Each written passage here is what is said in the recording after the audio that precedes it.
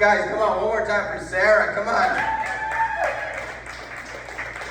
The woman with 1,000 voices and somehow still one personality. That is good advice, asking your crush about a celebrity crush. Way too late into my relationship with my girlfriend, I asked her, and she was like, Michael B. Jordan.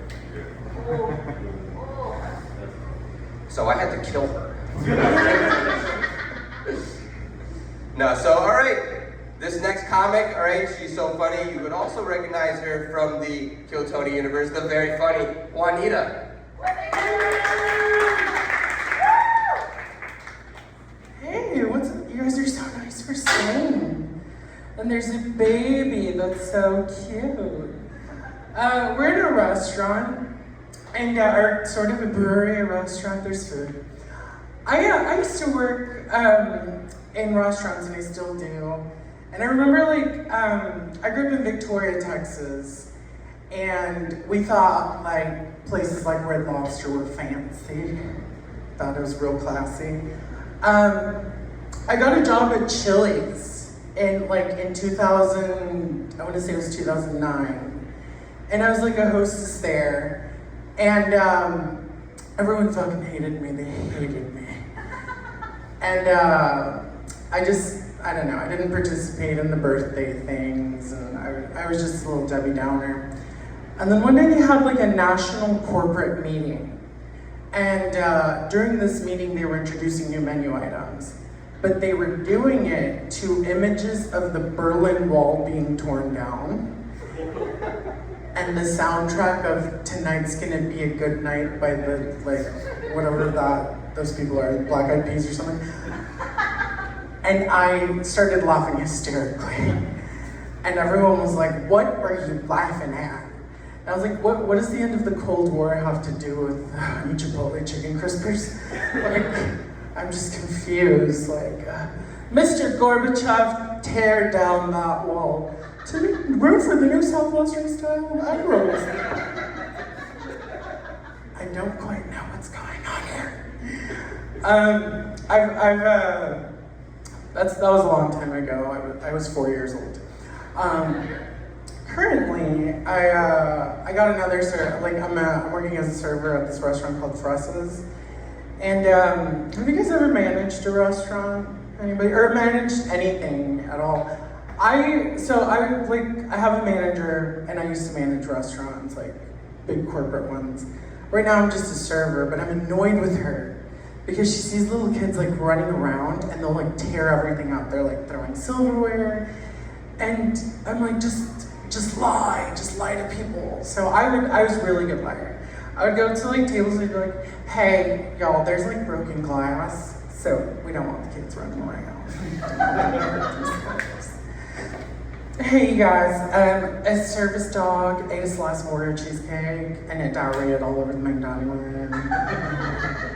We're just gonna keep the kids away from that. Hey, y'all, our buster is a registered sex offender. He's super horny, and your kids are too hot. So we're just gonna want to keep them at the table.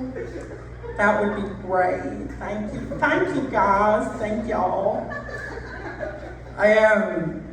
I'm realizing that I'm also illiterate. I was looking at a cleaning list, and part of the cleaning list said clean credenza. And I was like, that's so mean to single somebody out like that. Who the fuck is credenza? In my mind, I was picturing a plump black woman. That's not nice, guys. We can all help. We're all here for teamwork. When I was a corporate manager, I should have been fired. I was the worst. I used to doing things I'd like to, when my employees didn't know the table numbers, I'd like to whisper the race of the table, because it was funny to me. What? Hey, which one is table 135? It's the one with the Mexicans. I don't know why that was. It was just fun. It's just fun to me. I also had this employee. He was an African American guy, and we had an open concept kitchen, and he was making like pizza dough, and then he looks at me one day and he goes, "Hey, what do you think we would have been in the 1800s?" And I was like, "I don't know. I don't know." He goes, "Well, I'm black. I would have been a slave." I was like, "That is true, and that's awful." And then I thought about it. I was like, "Oh shit, I'm Spanish. I would have been a slave master. That's horrible." But you know what? I would have been a fun slave master. I would have let everyone keep their African names. And I would have had appreciation meetings. Okay, I want to thank everyone for coming. The reason that we've gathered you all here is because our cotton profits have tripled in the last season. Thanks to your new supervisors. Kunta, Ashanti, you're coming in the house. That would have been fantastic. The only thing I would have had going against me is that I'm a goddamn transgender. I would have been lynched with them. I'm an ally. You guys, speaking of Spanish, and sometimes I think that Spanish words said with an American accent sound like black guy names. I'm gonna give you an example.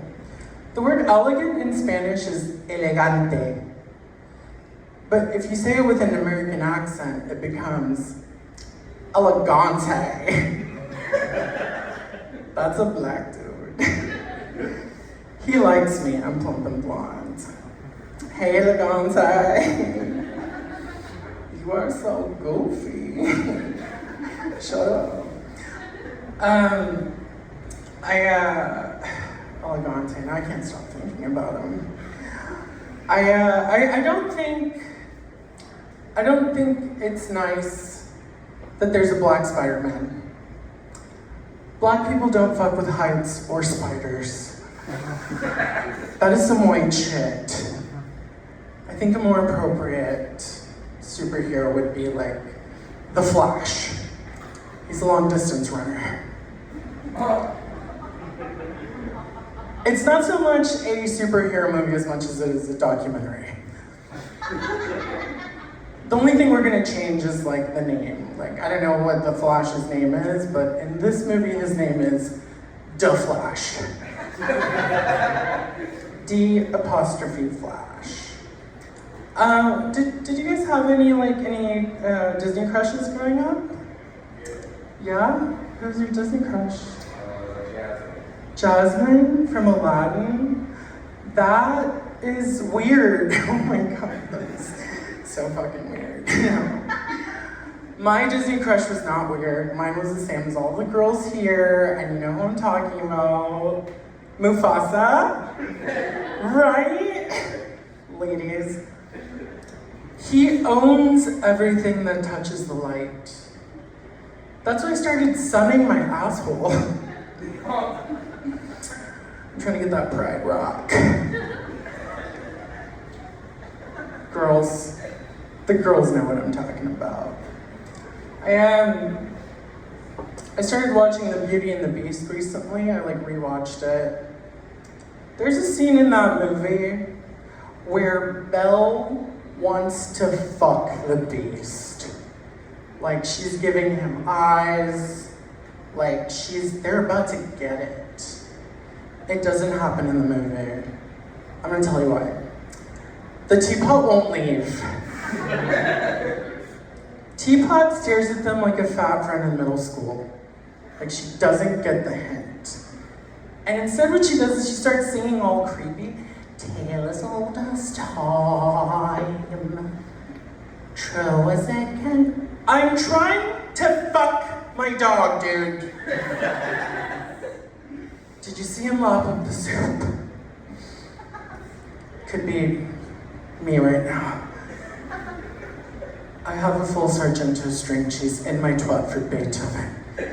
Get the fuck out! I've used so much peanut butter.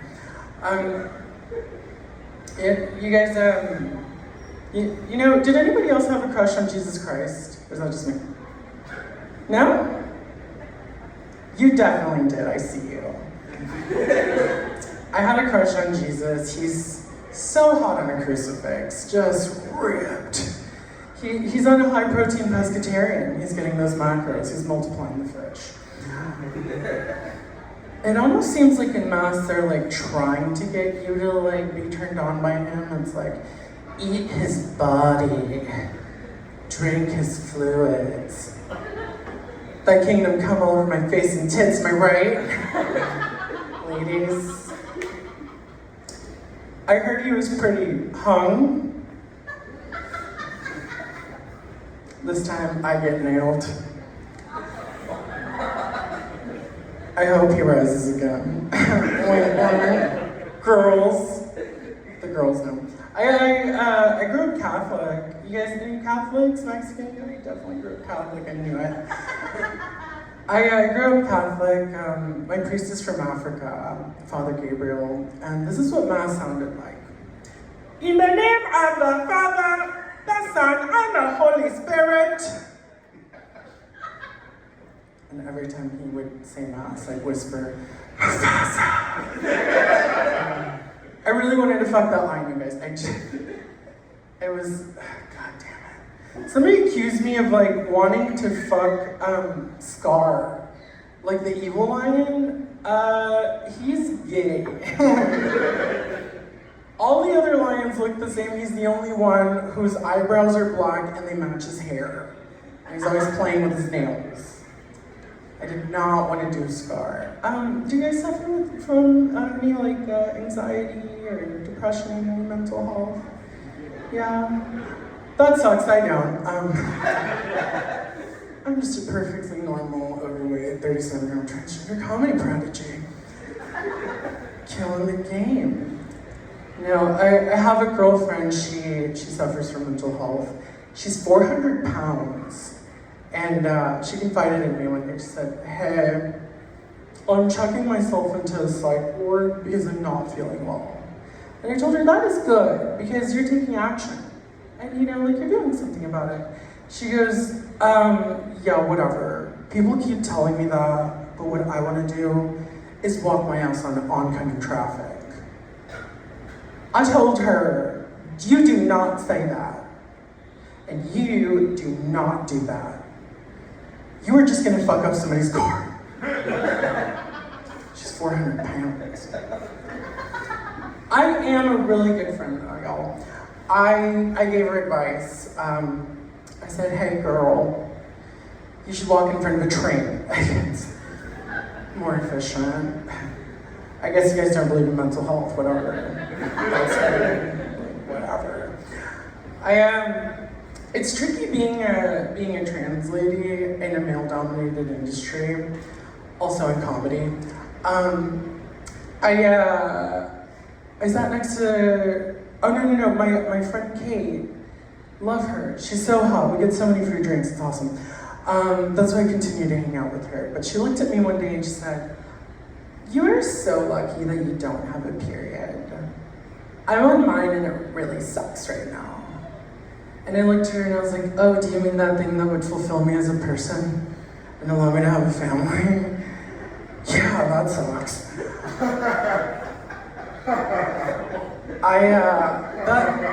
That is like going out to an African American and being like, you are so lucky you're black. I'm so sunburned right now. And I'm really bad at dancing. Good luck with the police. So sometimes like the way you're treated by men is crazy too. I sat next to a guy, I'd never talked to him before, and I was like, hey, I don't think I've ever talked to you before. He's a comedian. And he looks at me and he goes, no. And I just thought to myself, like, oh my God, I've never talked to him before. How did he know that I was gonna rape him. Like, I was totally gonna rape that guy. But I wanted to see how his day was going first because I'm a lady. Girls, we can do anything that guys can do, right? No, I wasn't gonna rape him, but you seem to think so. I'm gonna end on this, you guys. Back in the early 2000s on Bravo, there was a show called Tabitha Salon Takeover. And it was a show about this Australian lesbian who would walk into your hair salon and criticize everything and then fix it. So she'd go into your business, she'd be like, your walls are absolutely filthy. And then her tagline was, hand me your keys, I'm taking over. And she started taking over hotels and bed and breakfast and all sorts of stuff. And I wanted her to take over a whorehouse. Thought that'd be fun. Cinnamon, I've been observing you give this blowjob for the past 10 minutes. You've completely neglected balls. And there are no fingers in his anus. Hand me your penis, I'm taking over. All right, thank you guys, I'm Juanita.